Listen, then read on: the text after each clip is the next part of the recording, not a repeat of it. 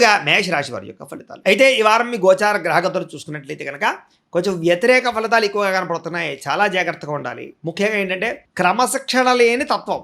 ముఖ్యంగా ఏ పని ఏ సమయానికి చేయాలో ఆ సమయాన్ని చేయకపోవడం, పనులు పెండింగ్ వేయడం, వాయిదాలు వేయడం, బద్ధకము, లేజినెస్సు, ఆఫీసులకు టైంకి వెళ్ళకపోవడాలు, లేదా ఉద్యోగాలు వ్యాపారాల్లో నిర్ణయాలు సరిగ్గా తీసుకోకపోవడాలు, ఇవన్నీ మిమ్మల్ని నష్టపరుస్తాయి. ఈ వారం అంతా జాగ్రత్తగా ఉండాలి. రాజకీయ నాయకులైతే ప్రజలలో నమ్మకాన్ని కోల్పోయే పరిస్థితులు కనపడుతున్నాయి. కాబట్టి మీరు పనితత్వం పెంచండి. అవసరమైతే అధిష్టానంతో పోరాడండి. మీ ప్రజలకు ఏం కావాలో అది ఇవ్వండి. ముఖ్యంగా రోడ్ల విషయంలో జాగ్రత్తగా తీసుకోండి.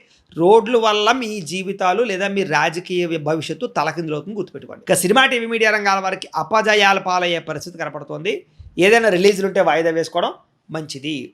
భార్యాభర్తలకి ఇంట్లో సమస్యలు, మనస్పర్ధలు, అశాంతి, గొడవలు, తగాదాలు, ఆందోళన ఇవన్నీ కనపడుతున్నాయి. అనుమానపు ఆలోచనలు, చాలా జాగ్రత్తగా ఉండాలి. బంధువులతో విభేదాలు ఎక్కువగా కనపడుతున్నాయి. కాబట్టి బంధువులతో లావాదేవీలు జరిపేటప్పుడు జాగ్రత్త. ఎవరో ఒకరు మిమ్మల్ని విమర్శించడం కానీ, నెగిటివ్గా కామెంట్ చేయడం కానీ, లేదా మీ గురించి తప్పుడు ప్రచారం చేయడం కానీ నిందారోపణలు చేస్తూ ఉంటారు. అలాంటి వాళ్ళని పట్టించుకోకండి.